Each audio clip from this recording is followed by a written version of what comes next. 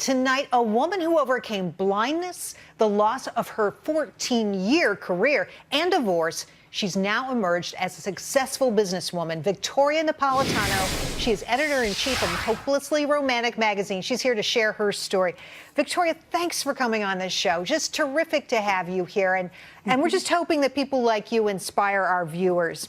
I want to start at the beginning, though. You got injured on the job. You were a police officer. What happened? Well, it was one night we were working, and I slipped in oil. And the next thing you know, my sight seemed a little fuzzy. To fast forward, I ended up having detached retinas from the head injury from falling. Ugh. And so it went undiagnosed, and I ended up almost going blind. And I had some terrific doctors that saved most of my sight, but I'm actually partly blind still. So you have not regained all of your sight, and yet you've managed to overcome this.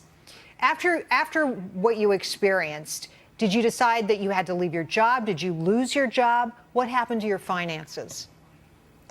I lost everything. I had never regained my sight, so I had to work on desk duty. But what happened is it just kept getting worse and worse, and the doctor says, you're gonna have to take it easy for a while or you're gonna be completely blind. So I had to leave my job, I had to sell my house, I lost everything I had, and 3 days after my first surgery, my ex-husband said he couldn't be married to someone blind, and he left me and my 4-year-old son. Oh my Lord, what a story. And yet... It was the worst thing that obviously that could ever happen. The hardest part was I went almost a year blind. I didn't recover as fast as they thought I would because it was so severe. And every day I didn't know if I would ever see or not. So I went almost a year before I got what I have now back.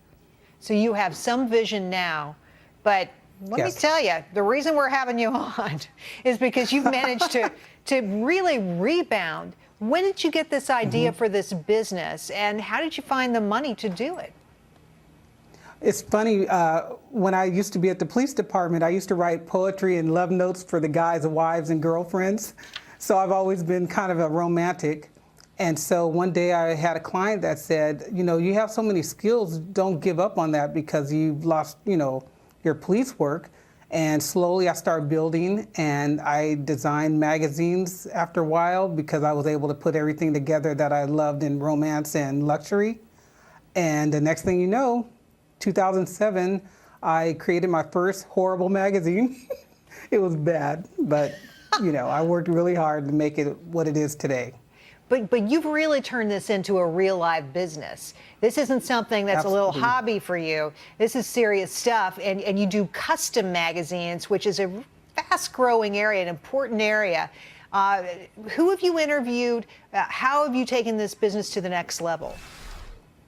I've been very fortunate because some people really look at my work and they say, she has something.